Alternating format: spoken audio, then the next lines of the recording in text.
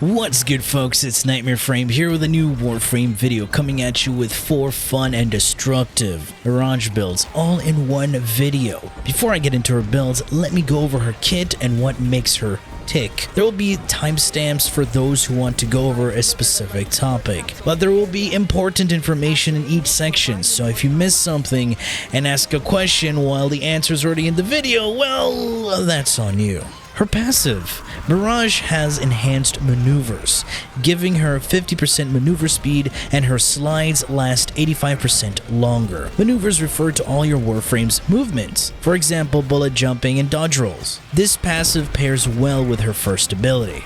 Hall of Mirrors. Mirage creates 4 holograms of herself that mimic her every move. Each hologram deals a percentage of Mirage's current total weapons damage, which scales of power strength. Mirage's holograms simulate a form of multi-shot, with certain damage variables depending on what type of weapon you use. Pairing this ability with her passive will give her some survivability. Basically, moving around will actually give the enemies a harder time hitting you. Onto her second ability, Sleight of Hand. When Mirage casts her second ability, she spawns a jewel at the targeted location, which attracts enemies towards it to then later detonate on contact. If it's placed within a lit area, it will deal AoE blast damage and blinds enemies when placed in a dark area. At the same time she deploys this jewel, she also booby traps all interactive objects, which detonate to deal damage to the enemies. The jewel does not proc any status effects, however the booby traps will deal the respective elemental damage along with their status effects. Alright, now we go to Eclipse, the ability that confuses a lot of people. When cast, Mirage gains either buffs depending on the lighting conditions of the map. 1. When bathed in light, Mirage gains a weapon damage multiplier. This multiplier is a final damage multiplier, a bonus that is calculated after a weapon's total damage. It does not affect abilities, meaning it does not buff Helminth abilities or her own. Eclipse is not Roar, nor is it similar. It will only buff her hologram's weapon damage if you have the Augment Total Eclipse, as the holograms are classified as allies. On another note, the light intensity also affects how much of a damage buff Mirage gets, as the actual value isn't properly displayed, but only how much you should be getting. Another downside to Eclipse is that your graphical settings do play into how much damage you deal. By enabling enhanced graphics and disabling dynamic lighting will give you more accurate and potent sources of light for your Eclipse. And now the second buff. While surrounded by shadows and darkness, Mirage gains a damage reduction buff, which caps out at 95%. Her last ability, Prism. Mirage throws a slow-moving spherical prism that shoots out lasers that deal radiation damage over time, with each laser inflicting damage while draining her energy over time. However, the same laser cannot hit the same enemy twice. While bathed in light, her prism gains more damage takes and deals 100% more damage. Unfortunately, this additional damage isn't affected by power strength, but only the light. When the ability ends, it will deal an AoE blind effect which scales off of your range and duration, but it requires line of sight of the prism, not Mirage. Alright, now that you know what you're working with, let's get on with the first build, the AoE NUKE build, using her 4th ability, Prism. I'm using her Augment Prism Guard, making the Prism follow Mirage instead of wandering off. This is a glass cannon build. You have to play fast, so for added survivability, I have subsumed Excalibur's Radial Blind. This will be useful to use just before you cast Prism or moving around in wide open spaces. Prism has a horrendous casting animation, so I'll be combining Natural Talent and the Matterize Focus School node Power Transfer, which grants me 50% casting speed on my Warframe when I transference from Operator. Not only that, for additional power strength, the node Sling Strength will provide me an additional 40% power strength for the next 20 seconds. I'll be using the Epitaph as a debuffer and a CC tool, which will function as a DPS increase for my ability and a tool for additional survivability. Let's take a look at the build. Growing Power in the aura for the 25% bonus power strength when you proc a status effect, which will have a 100% uptime when using the Epitaph. Pair this with the 40% increase power strength from Matter Eye, the 60% increase from a max stacked Molt Augmented Arcane, and my own modded power strength. I will have a total of 269 nice power strength. Duration at 183% with the use of Prime Continuity and Constitution, giving my Prism Guard 7.32 seconds of uptime. Hall of Mirrors and Eclipse at 45 seconds. Rolling Guard for the survivability, and finally the Augment Prism Guard. Stretch for the range increase, which gets the laser stretching out to 43 meters. And for my Epitaph, it's purely built for utility. Epitaph will force proc Cold and Blast on its quickfire mode. Cold will slow down enemies, Blast will have them be less accurate, Heat will stagger them, reduce their overall armor by 50%, and finally, Viral being an amazing debuff. And now onto the second build where you replace Eclipse with Zata's Whisper. Before the Brainlets start commenting, here you go.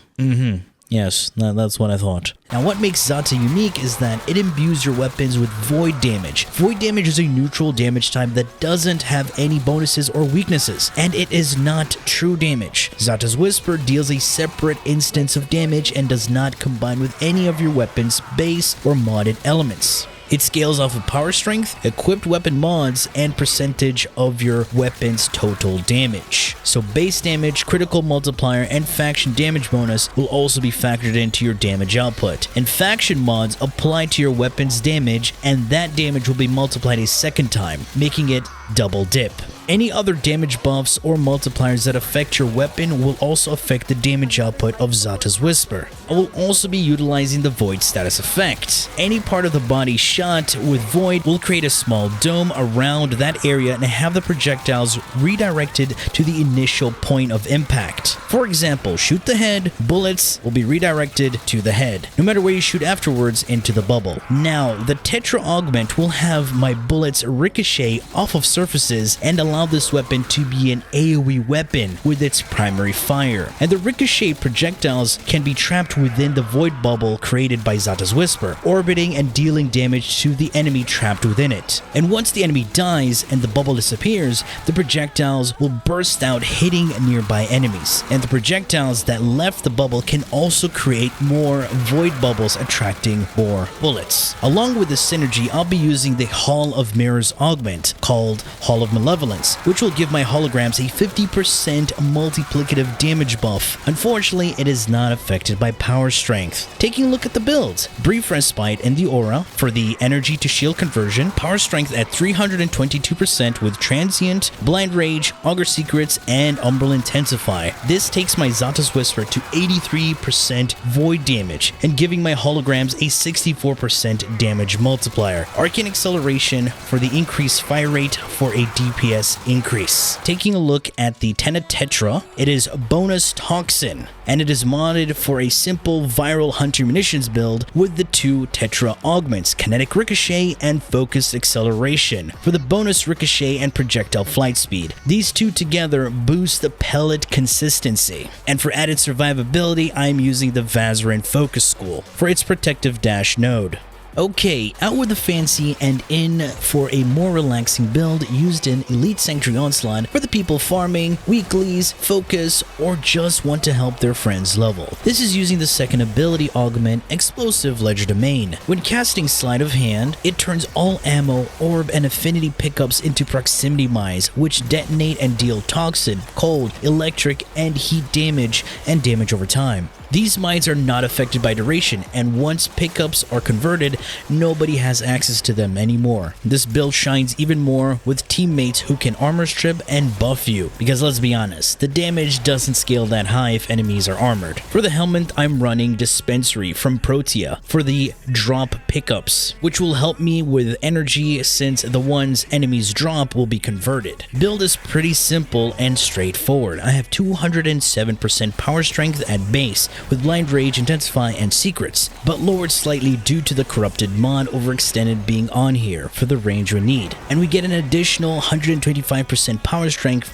from 3 other combined sources: Growing Power, Molt Augmented, and Matterized Sling Strength. Equilibrium paired with a dispensary is pretty sustainable for energy, since I'm converting health orbs into energy, and vice versa. And the reason I'm able to pick up health orbs even though I am max HP is thanks to my Panzer using the synth set mods. This is the Panzer Phyla build. The mutagens do not matter, and the 2 synth mods are for more orb drops and allowing me to pick up health orbs even with full HP. And the rest of the mods are here to keep it alive and for other utilities.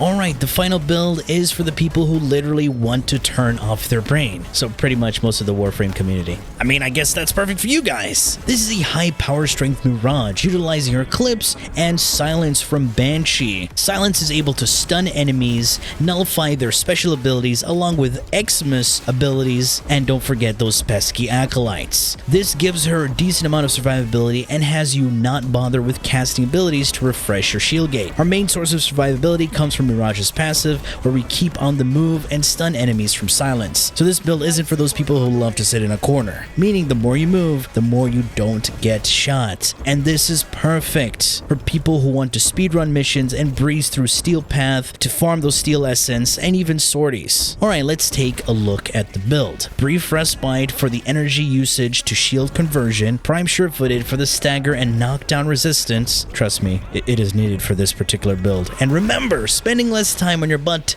is a huge DPS increase. Power strength at 333% with the 2 Umbral mods, Transient Fortitude, Blind Rage, Augur Secrets, which will give me a total of 666% weapon damage multiplier on Eclipse. Duration at 200% with a rank 7 Narrow-Minded and a max Prime Continuity. This also reduces our range, giving me 10.4 meters. The ideal range for Silence is either 15.8 meters or at base range, which is 20 meters. To achieve 15.8 meters, you need to run a maxed Narrow-Minded and a Stretch. To do this, you can just max out your Narrow-Minded and replace Augur Secrets for Stretch. The reasoning for this range is to control the Silence stun aura and have it refresh wherever you go, especially if you're going back and forth between rooms. Since the stun duration is capped at 3 seconds and cannot be refreshed until you move away from the enemy's range to have it reproc when they're back within the Silence aura. And my main DPS weapon is the Kuva Brahma. It is bonus Toxin. If you have any other element, these builds won't work, so grab a Toxin one. You can use either build. The first one, which is Viral Hunter Munitions, great for ad clearing, or the Acolyte Slayer and ad clearing combo, which is modded for Corrosive and Hunter Munitions. Okay, that has been it from me. Hopefully you enjoyed and learned something from this video. And if you did, feel free to leave a like, share, and subscribe for more Warframe content, streams, and so much more. Do refer to the description. Thanks for watching, stay tuned for more, and as always, peace.